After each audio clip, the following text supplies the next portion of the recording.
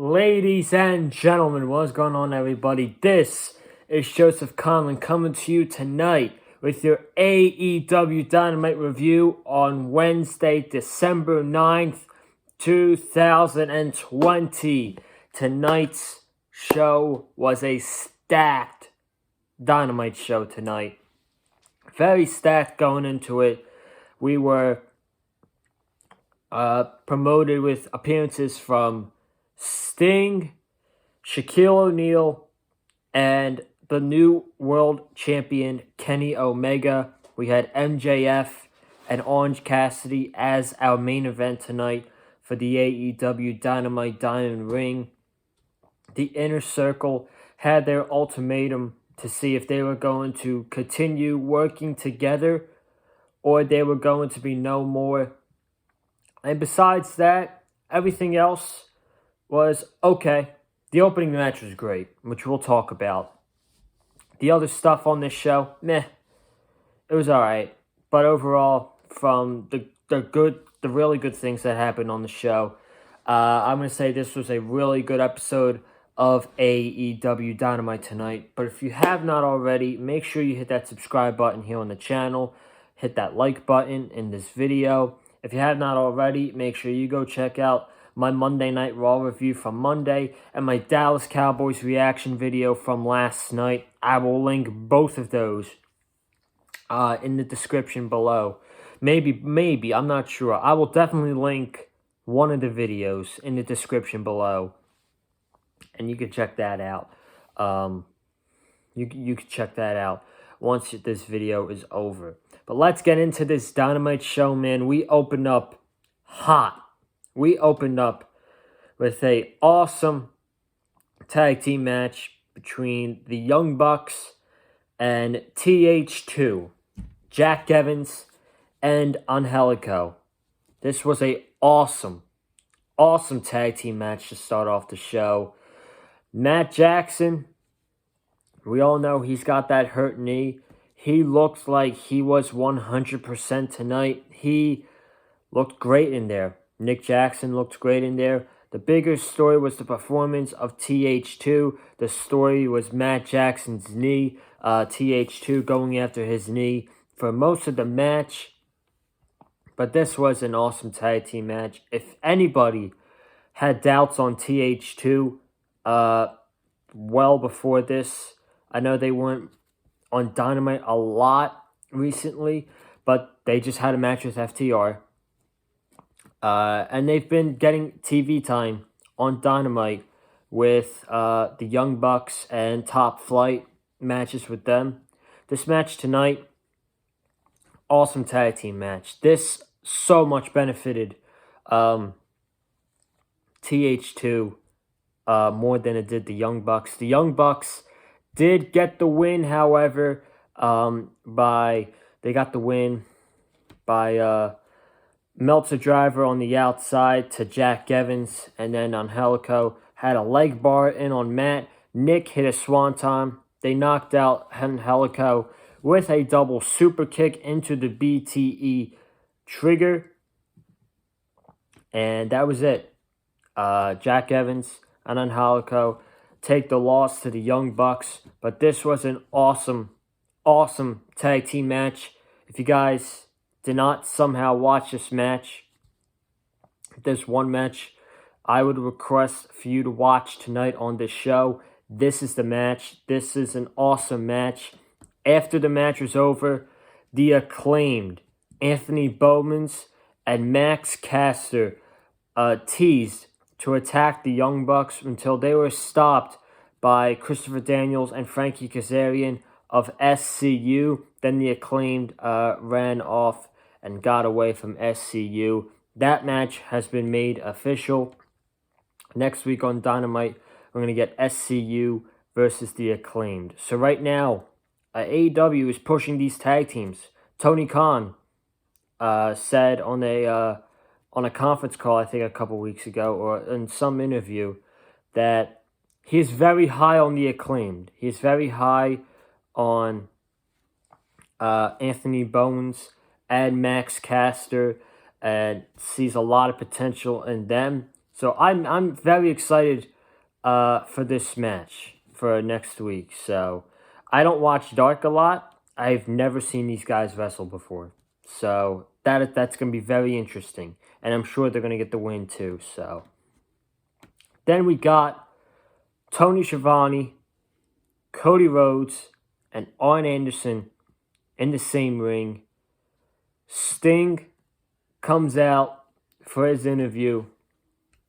We got Tony Schiavone, Cody, Arn Anderson, and Sting in the same ring. That's a very cool moment right there. Arn Anderson says, I don't know why you're here still. I know your agenda, and I definitely know your agenda, meaning Cody. So I'm going to let you guys both talk it out, and I'm going to head to the back. And then Tony Schiavone says, you guys got it. And then Sting was like, wait, Tony. So they were like having a cool moment. And Sting and Tony Schiavone were hugging it out in the ring. And then Sting said for Tony Schiavone to give him one more, it's Sting, that he did on commentary. Tony did it. They hugged it out once again. Very cool moment. And then he started talking about Cody. And you could tell that this promo from Sting, it came from the heart. And he was like, this feels like home to me. AEW feels like home. I've been through a lot in the past in my career, both surrounded by all these men and women in the roster. I could tell you right now, I'm going to be surrounded by them for a very long time, as I signed a multi-year deal with AEW. And then Cody was like, right now I'm very honored to be sharing the ring with you. And Sting said that Cody is not his priority right now. And you got Darby Allin up in the bleachers, and Sting points to Darby Allin. But probably the most interesting part of this segment, then Sting hugs Cody. He goes in to hug Cody, and he's like, listen, kid, I love you. I love being here, but we're just getting started. And then that was the segment. So this was one word to describe this segment: cool. Very cool. It does feel, Sting feels so right. He fits so well into AEW, man. He really fits well into the program. And there was rumors that Sting will have matches in AEW. Now, I don't see that as a bad thing. Sting is not going to be going for the World Championship, people. Don't start criticizing that. AEW is not bringing in Sting to become a world champion or anything like that. If there's any matches he's going to participate in, for now, it's going to be multi-man matches. I'm guessing his first match is going to be teaming up with Cody and Darby Allin to go up against Team Taz. Whether that happens on a Dynamite special or it happens at Revolution, that's going to be Sting's first match. His first match will be a multi-man match, and it will be against Hobbs, Cage, and Ricky Starks. That's my prediction. But for this segment, all along, this was a great segment from Cody and Sting and Tony Schiavone. FTR versus the Varsity Blondes and Griff Garrison and Brian Pillman Jr. Nothing special. Pretty good match for what it was. FTR got this victory to get themselves back on track. Afterwards, they confronted the Jurassic Express. They got in their faces.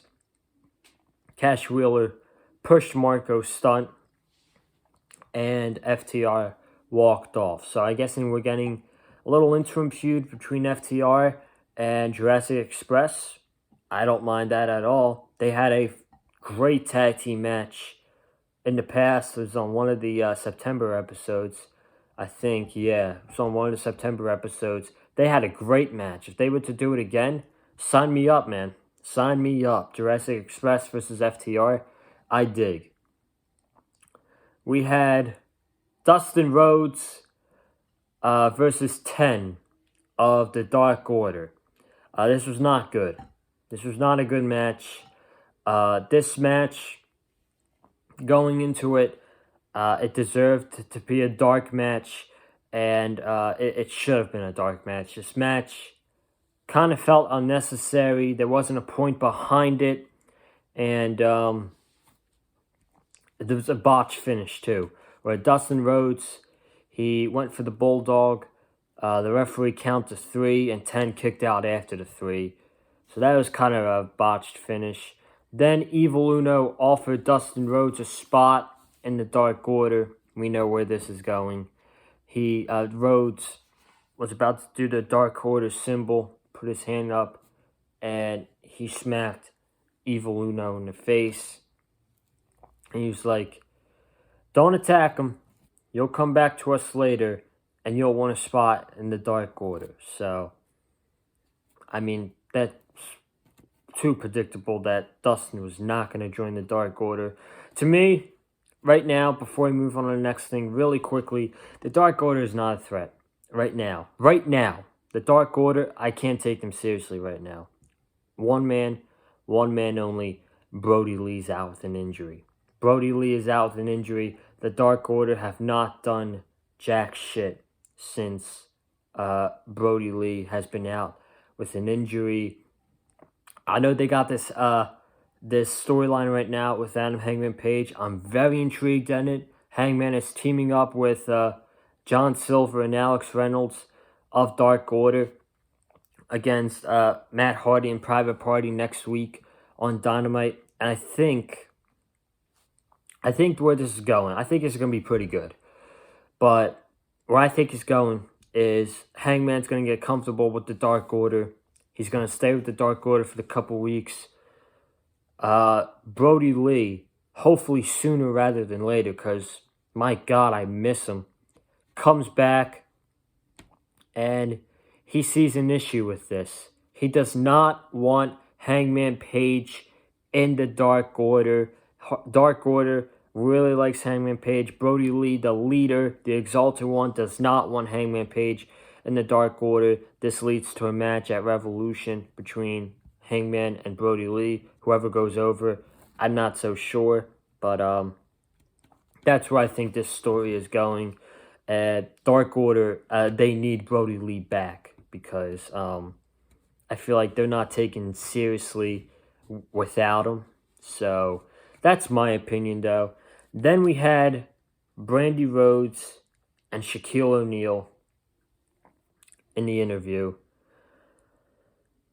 This was so much better than I expected it to be. I did not know what Shaq was going to be there for. Apparently, he was there for to talk about Jade Cargill. He said he has so much respect for Jade and who she is as a person and outside the ring. And he sees a lot of talent in her. And then he talks to Brandy about the Rhodes family. He respects Cody, Dustin, Dusty, and likes Brandy's work as well. And Brandy, so far. Then the interview's going, it's going smoothly. Then the interview's over. Brandy gets out of her chair. Shaq says one more thing. You might want to take some advice from Jade about your arm. Then she's like, "You gotta be serious, right?" And Shaq was like, "Nope, I'm telling the truth." So Brandy takes Tony Schiavone's drink and throws it at Shaq. And Shaq has this funny reaction on his face, and I'm sure it's a gif on social media already. But this was so much better than I expected it to be. I thought this was very good. I thought this was a very good segment with Shaquille O'Neal and Brandy Rhodes, and we'll see where it goes. Then we had the Inner Circle ultimatum. I think that's how ultimatum. I think that's how you say it. But the Inner Circle had their segment. Jericho was like, last week was a terrible week for the Inner Circle, as we got arguing between MJF and Sammy. Ortiz doesn't even know where he is in this situation. Hager and Wardlow can't take their eyes off each other, and Jericho said that Santana was so disgusted that he decided he didn't even want to show up for work today. Then MJF takes the microphone and he says he loves the Inner Circle like brothers. Whether they think it or not, the Inner Circle are brothers to MJF, he says.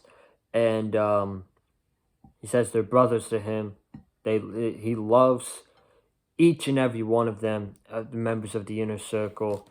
And he knows Sammy, he was very apologetic. He apologized.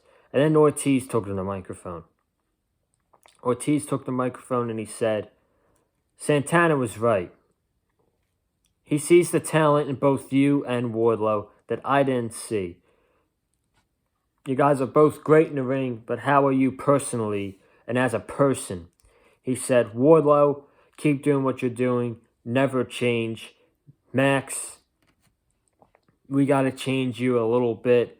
You're not where you are. And then he talked to Sammy. And he's like, we didn't want him in the Inner Circle. Chris got him. But people are not going to get what they want in life all the time. And that's okay.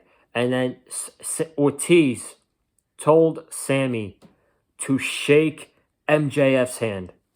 He told Sammy to shake MJF's hand. Sammy got on the microphone. He says, I'll shake your hand.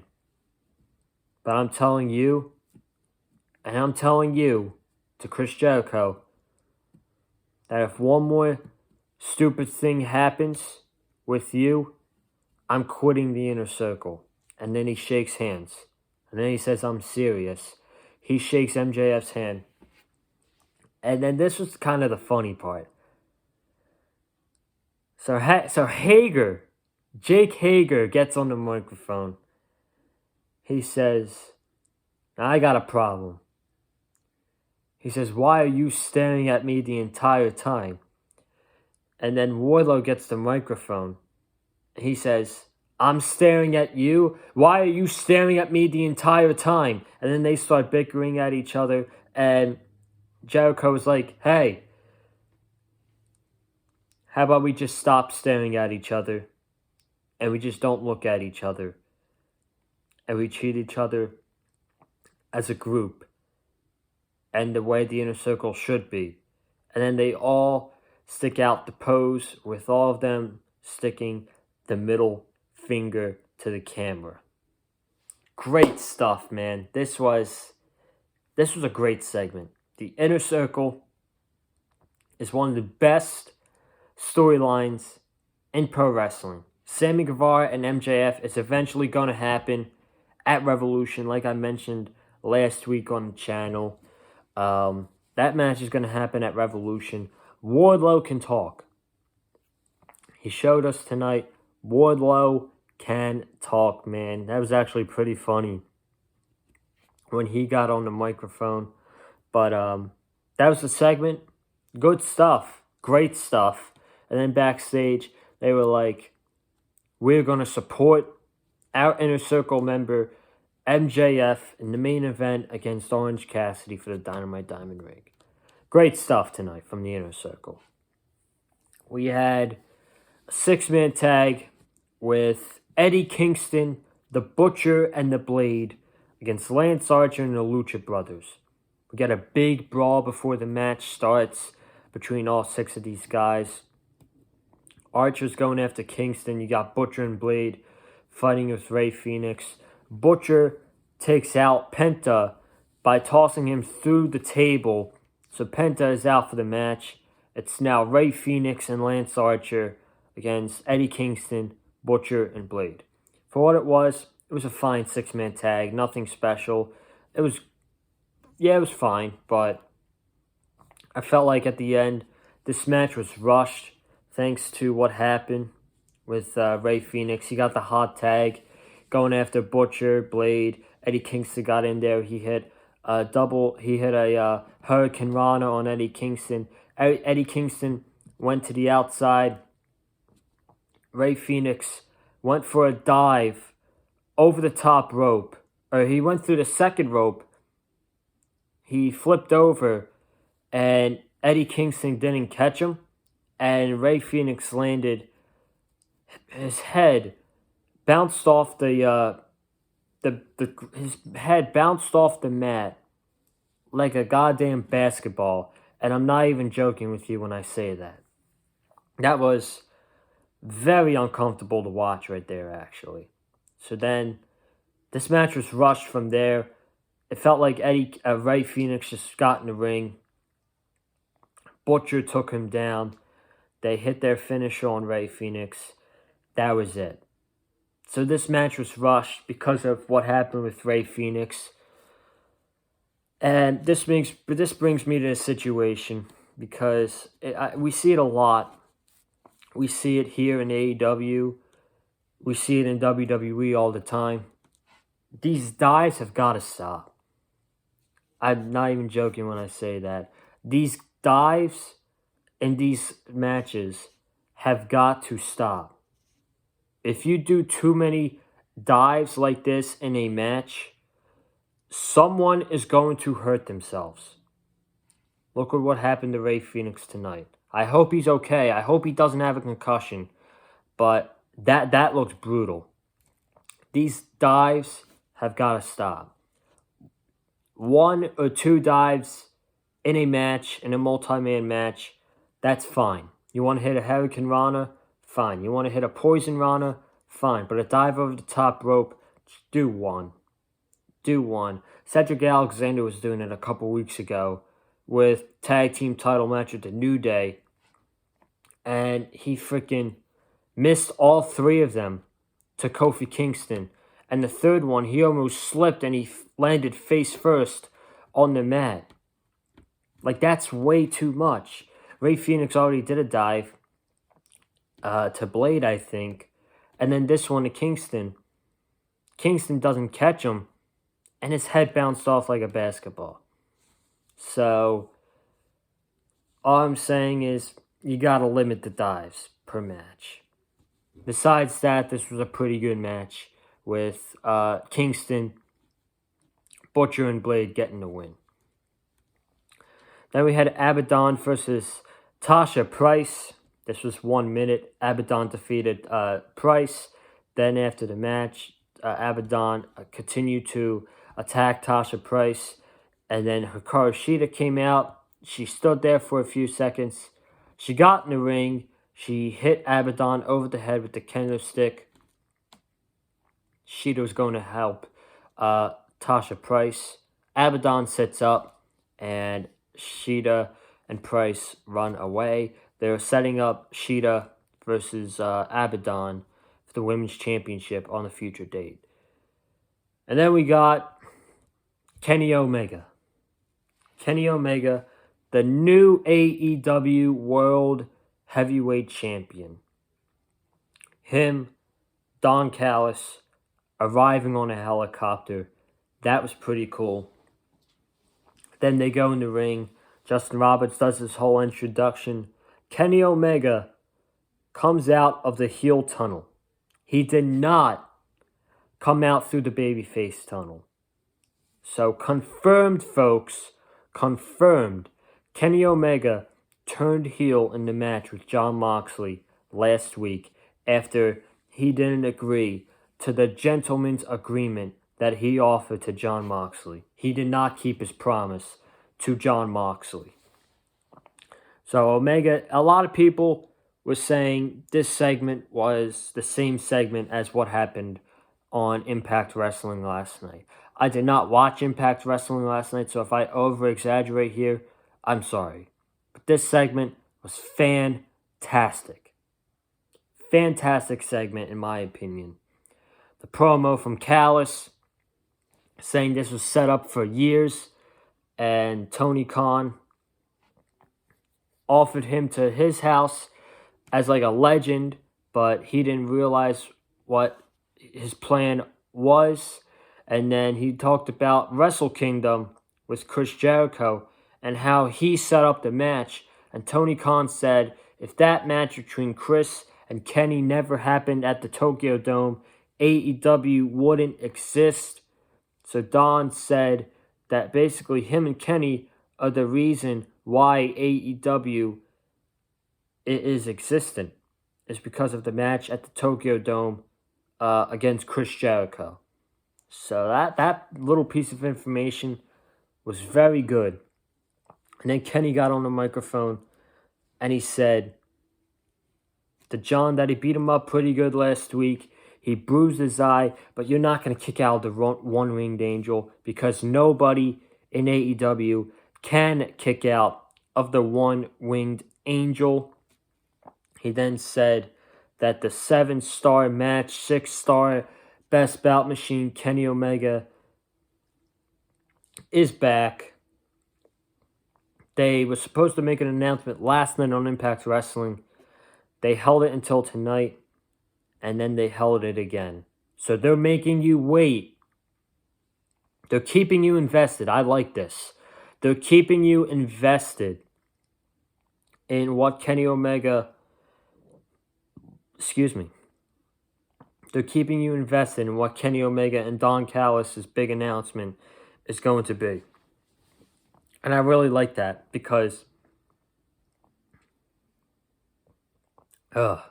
you want to keep people invested. You want to keep people interested in the storyline and what's going to happen next between Omega and Don Callis.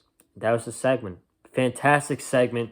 In 2021, he's not there now, but in 2021, Kenny Omega is undoubtedly going to be the best heel in professional wrestling. It's going to be very close between him and Roman Reigns for the best heel in the business right now. He's the best heel in AEW right now, but since he just turned heel, a lot of people are already debating who's the best heel in the business. Right now, I'm going to go Roman Reigns, but don't be surprised if early 21, I change my mind to Kenny Omega.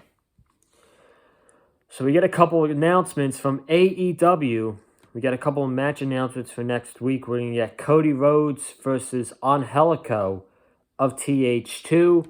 The Acclaimed versus SCU. We talked about that earlier. We're getting a women's tag match between Big Swole and Serena Deeb against Diva-Lise and Diamante. We're getting a 6-man tag next week with Adam Page, Silver, and Reynolds of Dark Order versus Private Party and Matt Hardy. And then we get 3 shows announced by AEW that we're getting Holiday Bash on Wednesday, December 23rd.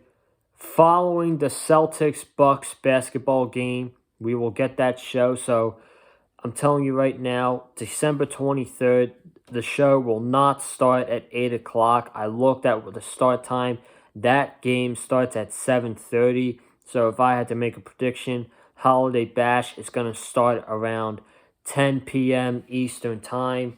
So you guys will get a late night review before Christmas Eve and Christmas on the Big Fight Field channel. I might have a guest for that show. I might think of some names to get on the channel. And then we got December 30th. We're getting, I think it's New Year's Dash. I think that's the show name.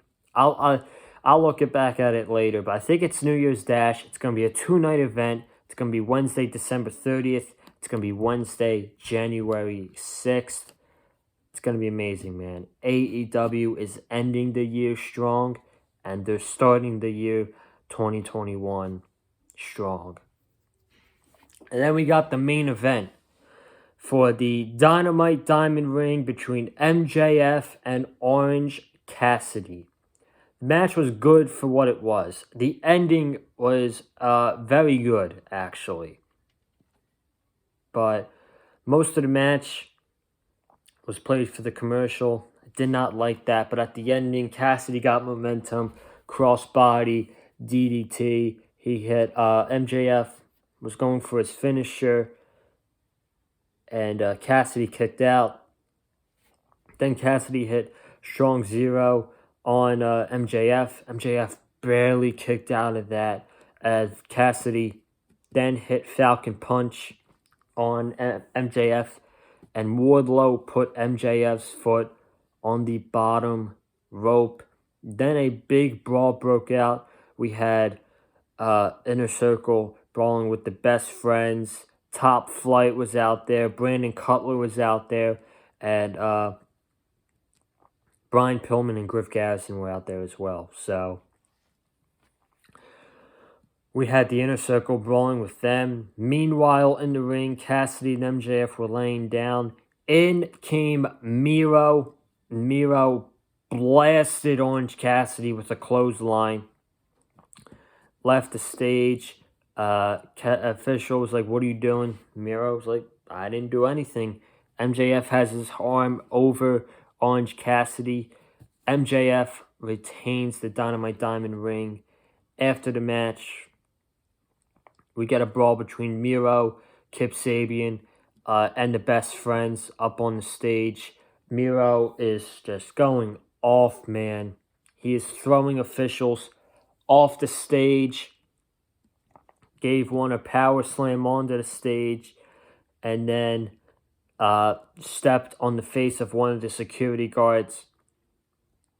And they ended the show off with Miro and Kip Sabian being the final image.